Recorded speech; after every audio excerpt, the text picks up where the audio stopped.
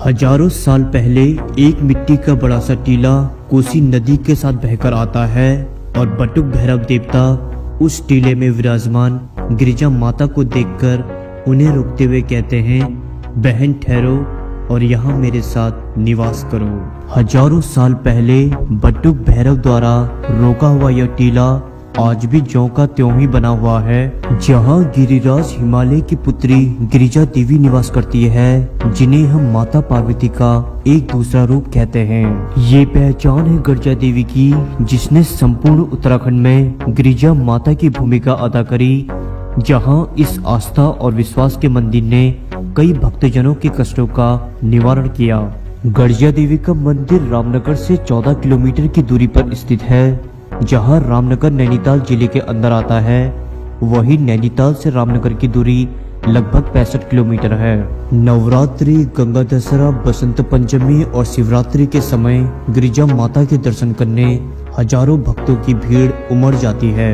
आखिर कोसी नदी में अचानक आए इस मिट्टी के टीले में गिरिजा माता की स्थापना कैसे हुई, जानेंगे इस एपिसोड में। लेकिन अगर आप नैनीताल मीडिया यूट्यूब चैनल पे पहली बार आए हैं तो चैनल को सब्सक्राइब करके बेल आइकन भी दबा दीजिए। इतिहासकार बताते हैं कि सन 1900 के समय गिरिजा देवी का अस्तित्व आज के समय जैसा नहीं था, बल्कि यह जगह एक वीरान घने जंगल की तरह थी, जहां शेर गश्त लगाए रहते थे। जब सन 1950 में श्री 108 महादेव गिरी बाबा यहां पहुंचे तो उनके शिष्य ने यहाँ एक झोपड़ी बनाई थी, जिसमें उनके शिष्य ने गिरिजा देवी माँ की उपासना की थी। महादेव गिरी बाबा एक नाग बाबा और एक तांत्रिक थे, जिन्हें कई सिद्धियां प्राप्त थी।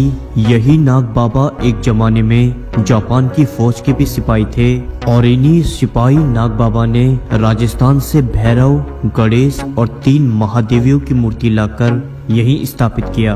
आपको जानकर हैरानी होगी, लेकिन जब नागा बाबा मूर्ति स्थापित कर रहे थे तो उसी समय एक शेर ने अत्यंत तेज गर्जना करी, जिस वजह से उन्होंने इसे एक संकेत मानकर इस देवी का नाम गिरिजा देवी रख दिया।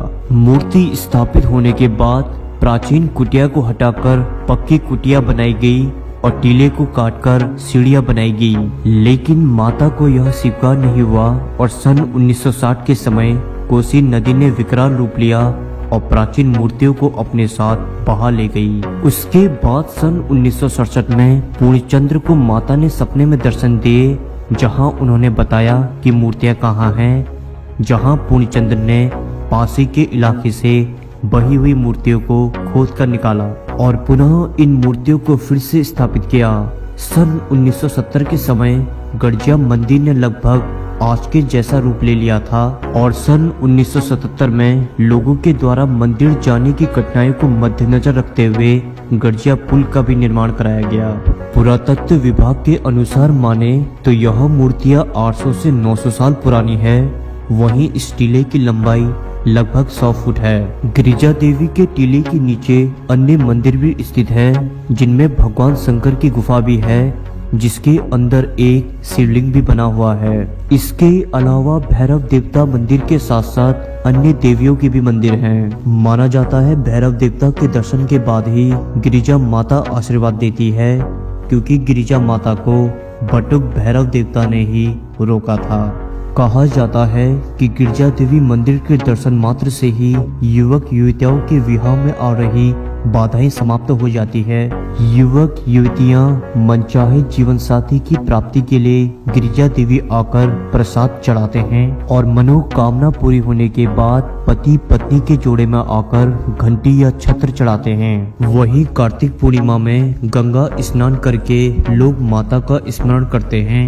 वहीं शिवरात्रि के समय यहाँ मंदिर कमेटी के द्वारा मेला लगाया जाता है। गिरिजा देवी मंदिर आप कहीं से भी आ सकते हैं। यहाँ आप बस या ट्रेन से रामनगर आ सकते हैं और रामनगर से प्राइवेट कैब या बस करके आप डायरेक्ट गिरिजा देवी मंदिर पहुँच सकते हैं। तो दोस्तों, आज के एपिसोड में बस इतना ही।